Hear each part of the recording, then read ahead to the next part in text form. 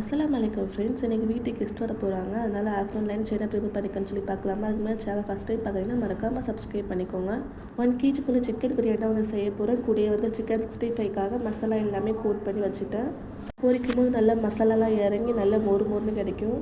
Chicken பிரியாணிக்காக வெங்காயம் தக்காளி எல்லாமே சாப் பண்ணி விட்டு தாளித்து விட்டுட்டேன். சைட்லேயே பாஸ்மதி ரைஸ் சேர்த்து நல்லா ஊற வச்சு எடுத்துட்டேன். மசாலா எல்லாமே ரெடி ஆனதுக்கப்புறம் சிக்கனும் சேர்த்துக்கலாம். கூடயே அரிசி தேவையான தண்ணியும் சேர்த்து நல்லா கொதிவதுக்கப்புறமா பிரியாணி அரிசி சேர்த்து 20 மினிட்ஸ் போல் நல்லா தம் போட்டு இருக்கணும்னா சூப்பரான வீடியோ மணக்கில் சிக்கன் பிரியாணி ரெடி ஆகும். சைடு சிக்கன் 65 நல்லா மொறு ஃப்ரை பண்ணி எடுத்துட்டேன். கூடயே எக் பாயில் பண்ணிவிட்டு ரைத்தா ரெடி பண்ணிட்டேன். இப்போ பிரியாணி தம் முடிக்க டைம் ஆகிடுச்சு. நல்லா வீடியோ மணக்கிற அளவுக்கு நல்லா அரிசியில் ஒத்தையாக சூப்பராகவே இருந்துச்சு. அல்ஹம்துலில்லாஹ்.